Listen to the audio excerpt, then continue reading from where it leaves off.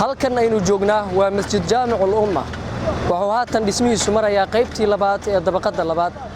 masjid jaamicul umma waxaa dhisaya hal wiil oo kaliya wuxuu ugu talagalay aabihii oo geeriyooday haddaba geed kasta waxa uu gurtaa dhacaankiisa ilmo walibana waxa ay noqdaan sida lagu ababiyo ninkii dhalase ilmo noocan oo kala ah ayaa nasiib yeesha masjid jaamicul umma waxa socota shaqadii loogu talagalay haatan waxa uu marayaa qaybta dabaqada labaad waxaa laga dhisayaa masjidkan bartamaha magaalada Cadaado waana halka masjid ee ku yaala faras magaalaha Cadaado الرحمن الرحيم والصلاة والسلام على رسول الله صلى الله عليه وسلم الحمد لله رب العالمين مساجدك waxaa dhisaya Xaaji Dayib Sheekh Abdullah Warsame Cabdi oo waqfaday waa masaajid weyn oo jaamiciya waa waqf aabihiis oo hadii Allah idmo Sheekh Abdullah Warsame Cabdi oo waqfay oo waqf ugu dhisaya ilaahay baa haddaan laga waayin muslimiintu u dhisay inay ku dukato dhismihiisa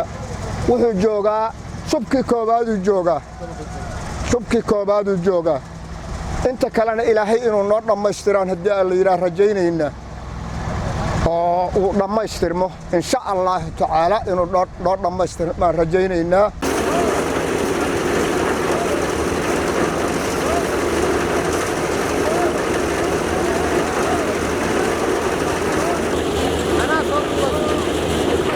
سائلها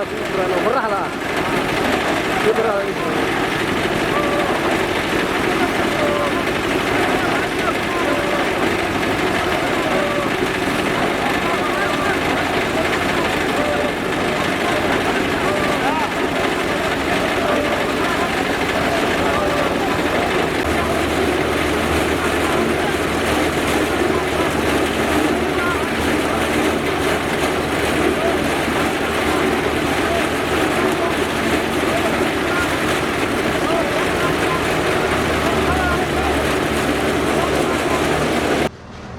حول جامع جلة كيلوا أوفيشيال جنرال